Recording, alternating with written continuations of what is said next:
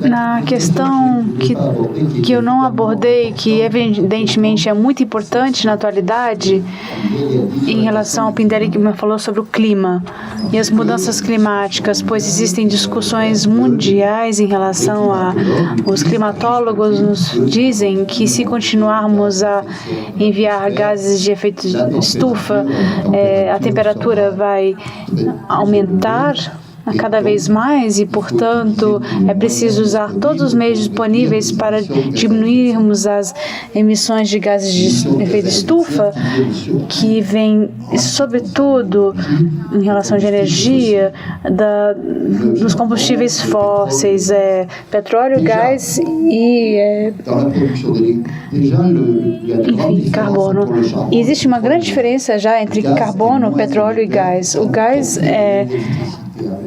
quando fazemos eletricidade com gás, ele emite muito menos gases de efeito de estufa, mas mesmo que exista todo um ciclo do combustível, quando estamos falando também desses emissões de CO2, as emissões de gases de efeito estufa são muito mais baixos aquelas ligadas aos combustíveis fósseis. Então, é a única preocupação. Se fosse o clima, poderíamos dizer isso é maravilhoso, mas era um argumento bastante utilizado hoje em dia pelo pessoal que apoia o nuclear. Então, eles têm razão nesse caso. Mas também é interessante perceber como respondemos a esse argumento. Se nós olharmos somente a questão das emissões de gases de efeito estufa, mas sem olharmos a questão dos acidentes radioativos, eu não produzo CO2, mas eu produzo dejetos radioativos. E é por isso que, rapidamente, eu gostaria de mostrar no meu anexo, que eu pensei que o Pindelli falaria um pouco a respeito. Vamos ver aqui. Atualmente, o setor nuclear reduz 2,5% das emissões, o total das emissões de gases de efeito estufa. Então, não podemos dizer que não é nada, mas também não é muito, né? Abaixo de 5%. Mas podemos dizer, se desenvolvermos bastante nuclear, vai ser muito bom para reduzir esses gases de efeito estufa. Mas é muito interessante perceber esse esquema que vem da Agência Internacional de Energia. É um organismo que acompanha as questões energéticas, não são antinucleares, são antidesenvolvimento, são realmente os poderosos nesse tema.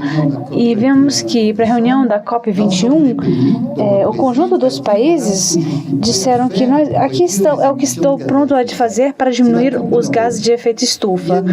E MDC, os comprometimentos de cada país, então eles disseram que adotariam tais medidas para reduzir esses gases.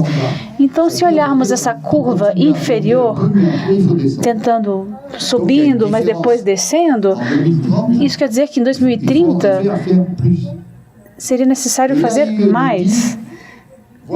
E eles falaram, vocês precisam todos se esforçar como países para partir do momento onde vocês se encontram na curva em cima e chegar na curva de baixo. E o que os 15 próximos anos vamos fazer, nesses 15 próximos anos, para alcançarmos esse objetivo de chegar na curva inferior? Aumentar a eficácia energética, pois 49% do efeito esperado vem da eficácia energética. Então, todo mundo pode se envolver e fazer um esforço usando energias renováveis, que correspondem a 17%, a emissão de metais também, que é 4% da redução do carbono, 5% suprimir as subvenções às energias fósseis. Mas o nuclear não se encontra nesse esquema. E representa algo muito importante, pois muitas pessoas vão dizer, sim, o nuclear. E eles consideram que existem exatamente a discussão que está acontecendo no Brasil. Existem muitas outras coisas a serem feitas do que fazer energia nuclear. E como nós vimos todos os inconvenientes do tipo de riscos e acidentes, esse gráfico é fundamental. Muito obrigado.